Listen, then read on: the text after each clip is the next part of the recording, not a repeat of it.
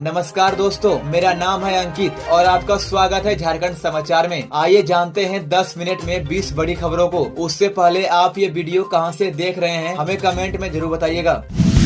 शादी के 2 दिन पहले घर से भागी दुल्हन, गया में बॉयफ्रेंड के साथ मिली, धनबाद वापस लाकर प्रेमी से कराई गई शादी। धनबाद के टुंडी में एक लड़की ने अपनी पसंद से शादी करने के लिए बड़ा कदम उठाया। 29 अप्रैल को उसकी शादी तय थी, लेकिन उससे 2 दिन पहले यानी 27 अप्रैल को वह अपने प्रेमी के साथ घर से भाग गई। लड़की की शादी की पूरी तैयारी चल रही थी, घर पर बारात आने वाली थी, लेकिन अचानक वह लापता हो गई। परिवार ने उसकी गुमशुदगी की शिकायत टुंडी थाने में दर्ज कराई। बाद में पता चला कि वह अपने प्रेमी के साथ बिहार के गया में है। लड़की को ढूंढकर परिजन और ग्रामीण उसे धनबाद वापस लाए। लड़की और लड़के ने पुलिस के सामने खुद को बालिग बताया और कहा कि वे एक दूसरे से प्यार करते हैं और शादी करना चाहते हैं। इसके बाद ग्रामीणों, परिवार और पुलिस की मौजूदगी में दोनों की मंदिर में शादी करवा दी गई।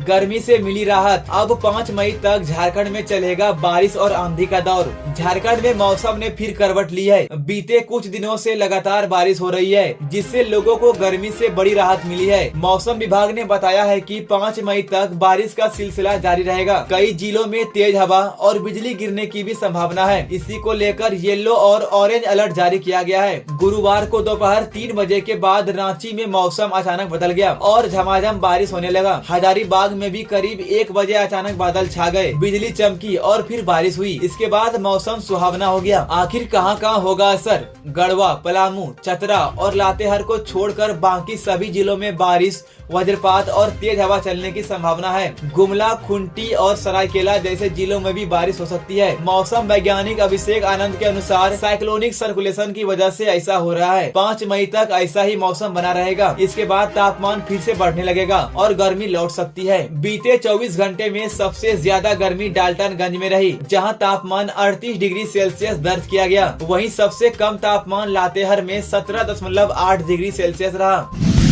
14 साल की भतीजी से दरिंदगी करने वाला पवन राय ने जेल में की आत्महत्या। दुमका से एक बड़ी खबर सामने आई है। सेंट्रल जेल में बंद पवन राय ने गुरुवार 1 मई को बाथरूम में फांसी लगाकर आत्महत्या कर ली। उस पर आरोप था कि उसने अपनी 14 साल की भतीजी के साथ दुष्कर्म करने के बाद उसकी हत्या कर दी थी। पवन दुमका जिले के मसलिया थाना क्षेत्र के शिकारपुर गाँव का रहने वाला था। 16 अप्रैल को उसकी नाबालिग भतीजी शौच के लिए खेत में गयी थी, तभी पवन ने उसके साथ दरिंदगी की और फिर उसकी हत्या कर दी। अगले दिन यानी 17 अप्रैल को लड़की का शव मिला। पुलिस ने 10 दिन की जांच के बाद 27 अप्रैल को पवन राय को गिरफ्तार करके जेल भेजा। जेल में आने के बाद वह 28 अप्रैल से खाना पीना छोड़ चुका था। 30 अप्रैल को जब जेल अधिकारियों ने समझाया, तब उसने थोड़ा खाना पीना शुरू किया। 1 मई को दोपहर में पवन नहाने के बहाने जेल के बाथरूम में गया और वहाँ गमछे से फांसी लगा ली। जब साथी कैदियों की नजर पड़ी तो उसे नीचे उतारा गया और जेल अस्पताल ले जाया गया, जहाँ से उसे मेडिकल कॉलेज भेजा गया, जहां डॉक्टरों ने उसे मृत घोषित कर दिया गया।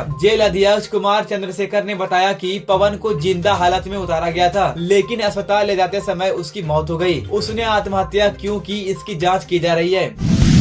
वासेपुर की शबनम करती थी आतंकियों के लिए काम, 4 फर्जी आधार कार्ड बनवाए। झारखंड के वासेपुर से गिरफ्तार हुई शबनम का बड़ा खुलासा हुआ है। वह अलकायदा, ISIS और हिजब उत तहरीर जैसे खतरनाक आतंकी संगठनों के लिए काम कर रही थी। शबनम का मकसद था 18 से 25 साल के युवाओं को बहकाकर आतंकी की राह पर लगाना। वह धर्म के नाम पर उन्हें उकसाती थी। शबनम के पास से 4 आधार कार्ड मिले हैं। हर आधार कार्ड में उसकी उम्र अलग अलग है, किसी में 20 साल, किसी में 25, 28 और 32 साल। इससे साफ है कि वह फर्जी दस्तावेज बनाने का काम भी करती थी। जांच में पता चला है कि शबनम डॉक्टर इश्तियाक के झारखंड मॉड्यूल को आगे बढ़ा रही थी। उसका काम था नए लड़कों को आतंकी संगठनों से जोड़ना। शबनम ने आयान जावेद से लव मैरिज की थी, लेकिन वह उसके साथ नहीं रहती थी। वह शमशेर नगर में किराए के मकान में रहकर साइबर कैफे के जरिए युवाओं को गुमराह कर रही थी। शबनम का असली घर कहाँ है, ये अभी तक साफ नहीं हो पाया है। पुलिस को उसके मायके का कोई ठोस पता नहीं मिला है। झारखंड ATS शबनम की गतिविधियों और उसके नेटवर्क की गहराई से जांच कर रही है।